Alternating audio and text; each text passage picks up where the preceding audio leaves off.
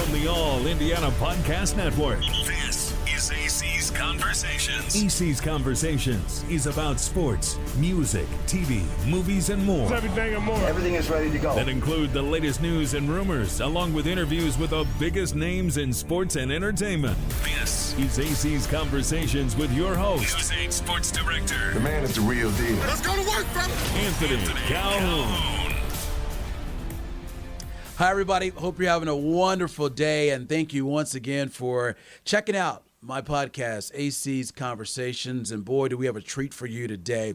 The new QB1, the quarterback of your Indianapolis Colts, Matt Ryan, had a chance to spend some time with the new quarterback as he gets ready for his 15th season in the NFL. It's unbelievable. Himself and the Indianapolis Colts gearing up to take on the Houston Texans coming up on Sunday. Of course, it's week one of the NFL season. And Matt and I, we talked about a lot of things, folks. Of course, his big year here, new team, new owner with the Colts and Jim Irsay and been a part of this organization. We also talked about just the expectations for this football team and his relationship with former Colts great himself, Peyton Manning. Sit back and enjoy this awesome conversation with number 2 of your Indianapolis Colts.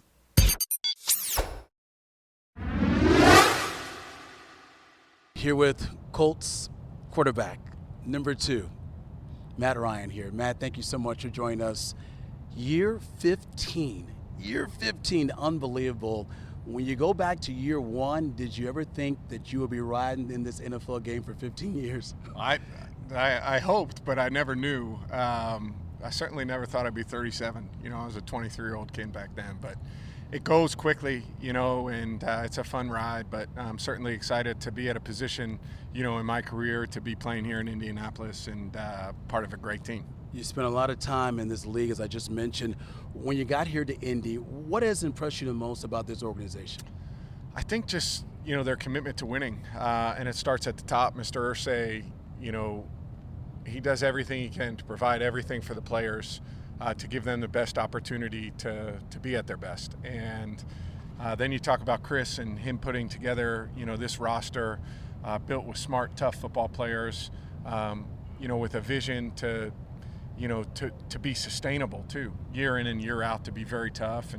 And then Frank, coaching these guys up, has the experience of winning a championship as a coach, has a great career as a player, understands, kind of that nuance as well. So it's really been a fun experience for me the last 4 or 5 months to get to know these guys, get, a really good feel for the culture. And then also try and, impart the wisdom that I have from 14 years experience in this league. Yeah, I was talking to Tony Dungy today, and he had mentioned to me that when he spoke to Peyton Manning, when Peyton left here from the Colts, he wanted to make sure that he at least go to another team that's in the AFC. As for you, all those years in NFC, now you got the AFC. Like, how much of a challenge is that for you? Yeah, it's different, as you start to look at the opponents that you're going to play, throughout the year. I was seeing a lot of these teams once every, 4 years. And so, your familiarity with some of the teams and, some of the players, there's some extra work that you need to do there. But at the end of the day, football's football, and you have to go out there. You have to, play well week in and week out. You have to play tough physical football, and that's certainly what we're going to try and do. You had told us your first sight, if you will, of seeing Jonathan Taylor was that Bills game where he just lit the Bills up. Now, seeing him live in action, how special has it been to see him go to work? It's unbelievable. Players are always special when you watch them on tape. There's certain guys that jump off the screen, but there's something different in person, and when you're with him every day, you see the way that he works. You just see some of the cuts that he makes. He gets into the open field, the speed that he has. It's really cool to see. He's a great teammate, incredibly unselfish. He's just the kind of guy you want to be around, and we're certainly lucky to have him a part of this organization. Talking to a lot of your teammates, they bring up accountability, holding these guys accountable, but also a man that's on a mission when you're out there, serious about getting the job done. Are you like that because you realize how the group of guys you have around you, a lot of talent, and these opportunities don't just come, every day, right? Yeah, I think, one of the benefits of playing for a long time, is that experience, that wisdom that you get, and understanding, that there are ups and downs, that teams go through in this league. And we're at a place as an organization where we really feel like we've got a good football team. We have this chance. And so you have to maximize it. And I've always been that way. I really haven't tried to be anything other than myself coming in here. I've just tried to, impart the wisdom that I have from playing for a long time onto some of these young players. We have a really young group, a talented group, but a young group, and letting them know some of the lessons that I've learned along the way.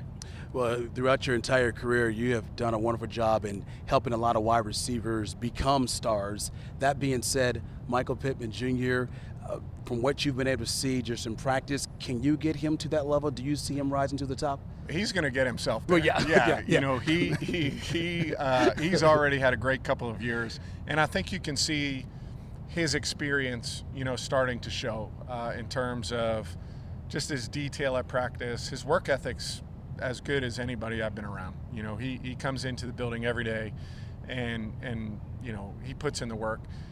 But I think players grow, as they get into that third, fourth, whatever year in the league, their focus becomes better. And I think that's a step that, Pitt has shown like he's taken this year. And I certainly think that's going to, show up on Sundays. When he just knows the routes he's supposed to adjust, the depth he's supposed to be at. When he nails all those kind of things, he's going to be a dynamic player in this league for a long time. We're going to kick off the season on the road against Houston down there in Texas. So the Colts, I hate to bring the news to you, I'm sure you're aware of this, haven't won a season opener since 2013. Yeah. What message will you send to the guys? Because I know it's important to get off to a good start, right? Yeah, a good start's always important. Yeah. And it's one of those things.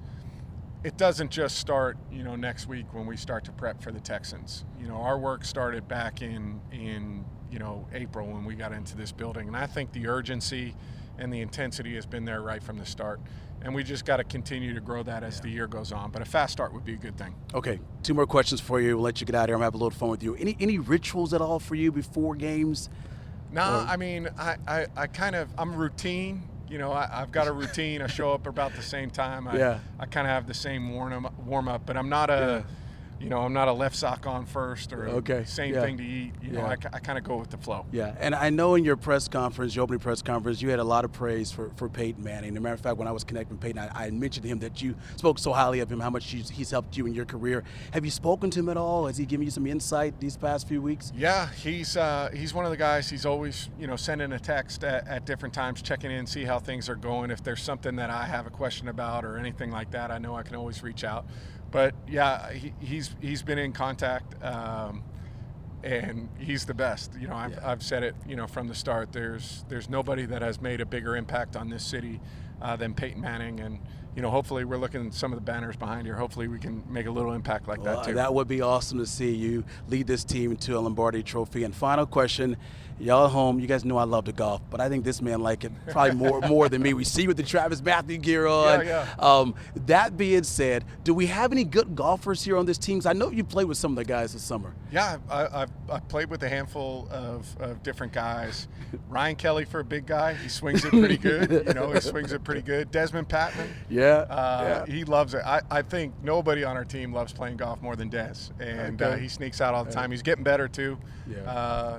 Quarterbacks are always usually decent players. Our guys are pretty good. So. All right, man. Well, thank you so much for your time. All the best to you and all the best to you and your family. Hope it's a great stay for you here in Indianapolis, okay? Thank you.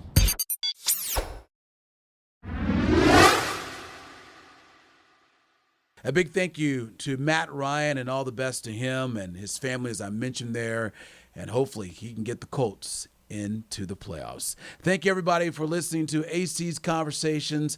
Of course, we got more podcasts coming your way right here. Discover more at wishtv.com and when you follow Wish TV on Facebook. Plus, be sure to follow and subscribe to the AC's Conversations podcast and others on the All Indiana Podcast Network. Connect now at allindianapodcastnetwork.com.